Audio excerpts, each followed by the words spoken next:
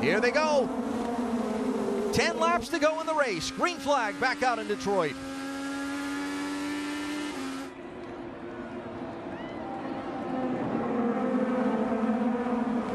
Dixon timed that perfectly.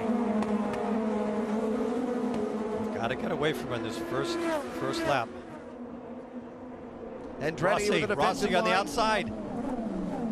If he could hold, yes, no. I don't think he's made it. I think Marco's got, that's it, he does. Rossi's in third. Boy, that was close. And you're trying to be nice because your teammate, but maybe not so nice. That didn't look so nice to me. The teammate thing went out the window there. Looks like Marco's having difficulty putting the power down. You can see the back end stepping out every once in a while. So crucial, as we mentioned here, braking zones and power down. And he has Sato behind him, who's notoriously aggressive the last 10 laps of every race. Charlie Kimball will be assessed a penalty for avoidable contact for the incident with Ferrucci. Rightly so. But he has done a good job today. He moved up from starting in the back and had marched himself forward. Charlie did a great job today. Unfortunately, a little error there under braking. So he will pit from the 14th position for a pass-through penalty. So there it is, the gap. Dixon to Hunter-Reay. Look at the gap that Dixon has put on Hunter-Reay. Just enough to give him some breathing room. Yeah, 0.3 of a second faster that lap. But Ryan's not going away. No, he's like a bulldog. And for Dixon, when you're leading, you just have to make sure you hit all your turn-in points, your apex. Get on the throttle, don't let the back end step out. Well, both of these guys are exceptional talents, and they have very, very hard heads. So now it's just a question of who has more willpower. Willpower's back in 7th. I was gonna add that. I stole his name for a minute. There you go. Key moment of the race, if you weren't with us earlier, green flag pit stops at lap 23 and 24. Marco Andretti led the opening segment of the race. He pitted at lap 23 from the lead. Dixon came in a lap later at 24, made a pit stop that was 2 seconds shorter, came out with the advantage. And after that, it was the strategy. Hunter-Reay on a 3-stop strategy, Dixon on a 2 that swung and got Hunter-Reay up into the 2nd spot. But how about the synergy between Dixon and his team? It's just impeccable. It's like a Swiss watch. They have a plan, they stick to it, everybody execute perfectly, and that's the end result. So this race from Newgarden on back. Newgarden in the 1 in 9th place. Spencer Pigot in 10th, Hinchcliffe in 11th, Veach in 12th. And you know what I always think about when I see guys battling in this position here, Eddie, because you and I have always done it. You are working hard, sometimes harder in the middle of the pack just to be in 10th or 12th or something like that than the guys are at the front. But the minute you don't worry about that is the minute you should hang up your helmet and go home. You have, as long as there are cars in front of you, you have to attack them.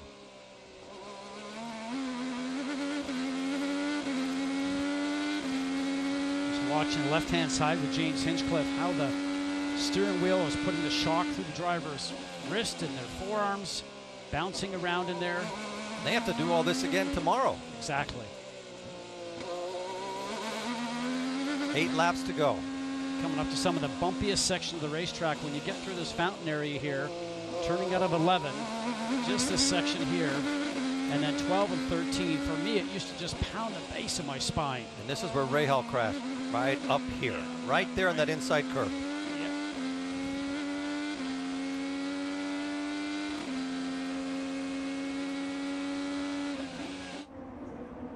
So there is first to second, Scott Dixon to Ryan Hunter-Reay. Pretty good gap, 2 seconds back to Alexander Rossi in 3rd. Scott Dixon, 37 years old, in his 17th season with Chip Ganassi Racing. Talked about how the transition over to this newer car was a little more difficult for them at the beginning of the season. I mean, look, Dixon finished 6th, 4th, 11th, and 6th in the first 4 races of the year. For a lot of people, that would be great. Yeah. for them, that was a little bit below the standard they'd set for themselves over the long course of their pairing together. And don't forget, they had a revamp over the wintertime. They've gone from a 4-car team down to a 2-car team, brought on Ed Jones, who really just had a tremendous year last year, and brought along a guy that I think is going to be a superstar in Ed Jones, because he's young, smart driver, but you get to learn off a guy like Scott Dixon and Mike Hall and everybody that's over there at the race team. And you have an owner like Chip Ganassi who will put anything he needs to behind the team to go ahead and win. I love Chip. Chip always jumps on there on the social media with his little hashtag, I like winners. Well, he really likes Scott Dixon because he is a winner. Won an Indianapolis 500, won 4 championships, 41 victories in the IndyCar series, working on 42 here. And you think about the last few weeks for this team. They came out in the Grand Prix race at Indianapolis on the road course and posted a runner-up finish, and that was what kick-started their season. I mentioned earlier his comments about they kind of had to get away from some of the ways of thinking about the car that had worked for them for so long and so well. And they finished runner-up in that event, then had that great drive at Indianapolis last week where they made the fuel strategy work to come up with a 3rd place finish.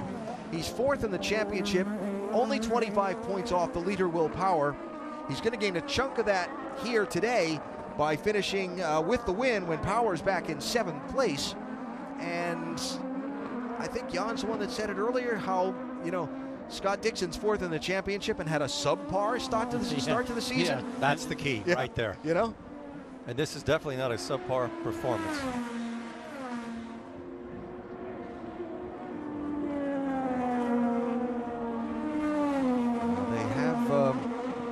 Slow starts aren't anything new for that team. That was kind of a theme for a few years, but they've got it rolling now, and he's got to survive these last 5 laps with that gap over Ryan Hunter-Reay. Now, we saw from Graham Rahal how unforgiving this course can be. You cannot put a wheel wrong and get away with it here at Detroit at Belle Isle. But Dixon rarely puts a wheel wrong. Exactly, and we've talked about how physical this racetrack is, but at this point in the race, this is where it becomes really just a mental exercise in the point that hitting your turn-in points, hitting the apexes, making sure the power is down. I mentioned that before. You have to be precise, but you are so tired right now. Your body is sore and sweat's dripping down into your eyes. This is the toughest part of the race, but for guys like Scott Dixon and Ryan Hunter-Reay, they've been here before. They understand how crucial it is to make sure you focus. Both of these 2 drivers are in a class of their own. They know exactly what they're doing. And I just think that Dixon has a little bit more car than Hunter-Reay does right now. It's a very small difference, but he manages to gain those 25 yards every lap. If you think about it, over a whole lap, 25 yards is nothing. It's just a little bit here, a little bit under braking, a little bit under acceleration. And they're just outrunning the rest of the field. Rossi cannot get close enough to make any difference, so it really is a battle between these 2 great race car drivers. And I've always said that Dixon is probably the best, if not one of the best race car drivers ever to come out of New Zealand. And there have been some great race car drivers come out of New Zealand in Formula One, many. Hunter-Reay is going to finish 2nd if nothing changes for a 2nd time this season. Here's a guy so hungry for a win. Long dry spell for Ryan Hunter-Reay. Last win 2015 back at Pocono. Close will be pleasing but not satisfying to him. I think he was very frustrated when Rossi, his teammate, won in Long Beach, and you can tell by his performance here this weekend he is doing everything he possibly can to get a win. Unfortunately, he's got somebody called Scott Dixon in front of him that's going to make it almost impossible with just 3 laps to go. Such a great American driver. You know what I loved in the month of May, we talked about the Indy Grand Prix, is that they have the drivers meeting there, and Ryan Hunter-Reay brought along his son Ryden to the drivers meeting just so he could sit in there and look at it, and pretty cool to see. He's getting him ready. Yeah, I've even seen his young son with a race suit on every once in a while, and Ryan said, you know, I think he wants to go karting. He says, I know it's about ready to get expensive. Yeah, you've lived through that, haven't you? Yeah. Alexander Rossi running in 3rd position, another strong drive for him. Marco Andretti, the pole sitter, will end up leading the 2nd most laps in the race. He's running 9 seconds back and forth. Takuma Sato, we mentioned him a couple of times today, but a solid drive in 5th place for Takuma, who started the race in 7th. And had Rahal not had that problem, he would have been right up with this group. Yeah, he was in front of a couple of them. So a tough day for Graham Rahal. Again, crashed out of the race. I think Marco's got his hands full right now with Sato. After Sato, it's Ed Jones, a couple of seconds back, and then Will Power, the highest running Chevrolet Power driver, the Indy 500 winner, back in 7th place. There is Will. We mentioned Will driving for Roger Penske, who brought this race back to Belle Isle after it was away for quite a few years. Roger's done so much here for the city of Detroit, obviously the Super Bowl that we know and talk about often, but when you think about Belle Isle, they had another function here last night. They raised funds for bringing the Belle Isle back to the way it used to be. Every year they raise about $1 million that goes back into the refurbish of the whole island here. It's pretty cool. So there's the leader, inside of 2 laps to go. We'll watch Scott Dixon now to see if he's able to continue his tidy lines and keep that gap on Ryan Hunter-Reay and score what would be his 42nd career win.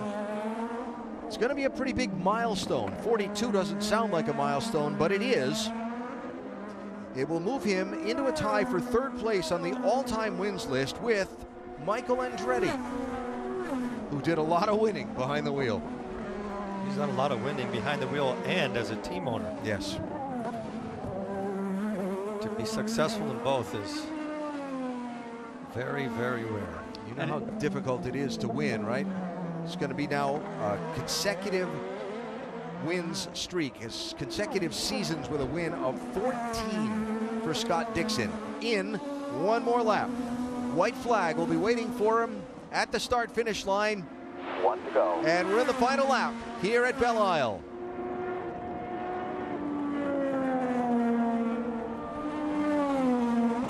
Now 12 corners to go, gapping Hunter-Reay just a little bit more. See him peeking in the mirrors, just going along the straightaway there, just finding the gap. Isn't that something you do on a subway? Yeah, that's what you do. Look at how smooth he is.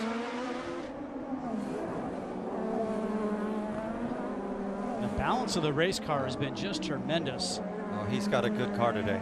His car is riding over the bumps as good as or better than any car on the track.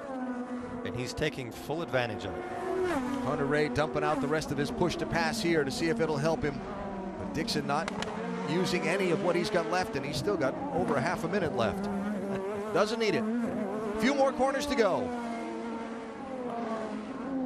Down to turn 11. And still wrestling the wheel.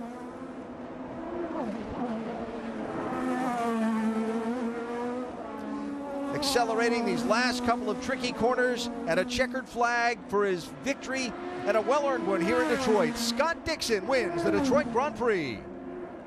Good job, man. Yes, boys. Well done, well done. Thank you, thank you, thank you. That was awesome.